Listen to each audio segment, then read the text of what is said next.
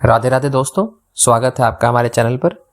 दोस्तों, आज का हमारा टॉपिक है कि आपके घर के वास्तु में सबसे महत्वपूर्ण दिशा कौन सी होती है। तो चलिए बिना देर किए शुरू करते हैं। आपके घर के वास्तु में सबसे महत्वपूर्ण दिशा जो होती है वह दक्षिण दिशा होती है, क्योंकि दक्षिण दिशा को यम का भी द्वार माना जाता है। और हनुमान जी का और दक्षिण दिशा का क्या वास्तु कनेक्शन है, मैं आपको अभी इस वीडियो में शेयर करता हूँ।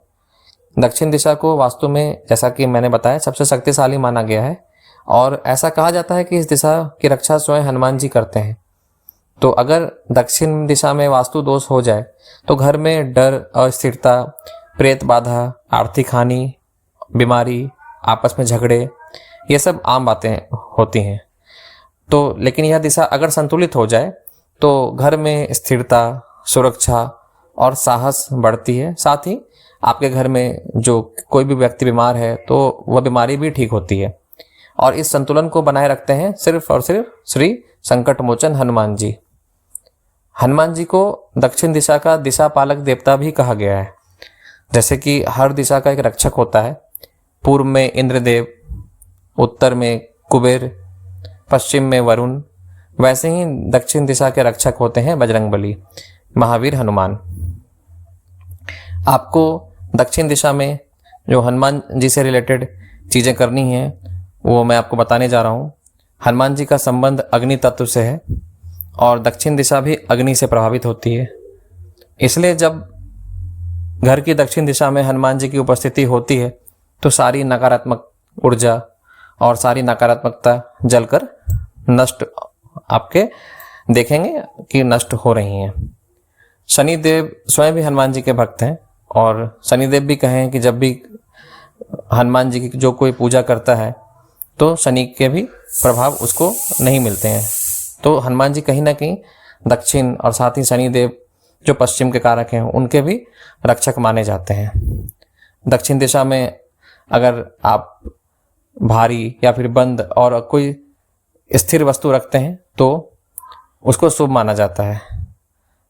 इस दिशा में अगर घर का मुख्य दरवाजा या खिड़की है, अगर आपका एंट्रेंस ही अगर दक्षिण दिशा में अगर घर का है तो इस पे तो आपका वश नहीं है, अगर क्योंकि आजकल फ्लैट सिस्टम से घर बनते हैं तो इसमें आप कुछ कर नहीं सकते हैं। पर अगर आपका जमीन लेकर के मकान बना है और कहीं से ऑप्शन है कि आप दक्षिण के अलावा किसी और दिशा से आप अपना एंट्रेंस दें तो आप उसको बिल्कुल करवा सकते हैं।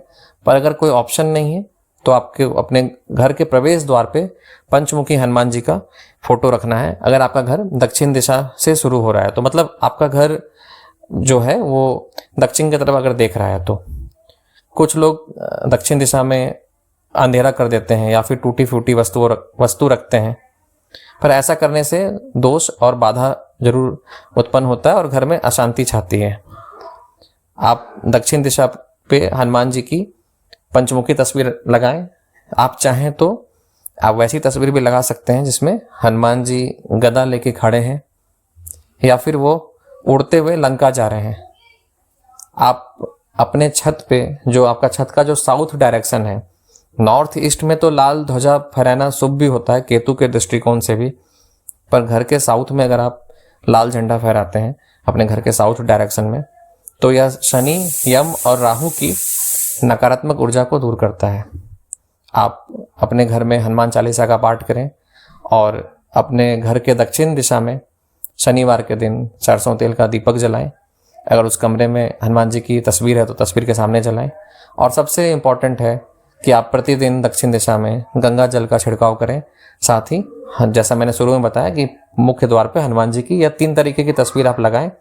पंचमुखी हनुमान जी, या फिर हनुमान जी उड़ते हुए लंका जा रहे हैं, उड़ते हुए हनुमान जी, या फिर आप हनुमान जी गदा लेके खड़े हो वैसे वाले हनुमान जी आप जरूर लगाएं। आपके घर का वास्तु दोष आप देखेंगे कि दूर होगा और निश्चित ही आपके घर की ऊर्जा, एनर्जी जो है वो बैलेंस रहेगी। आप चाहें तो मुझसे और कुछ भी वास्तु से रिलेटेड कमेंट सेक्शन में पूछ सकते हैं। मैं आपके लिए एनी टाइम अवेलेबल हूँ।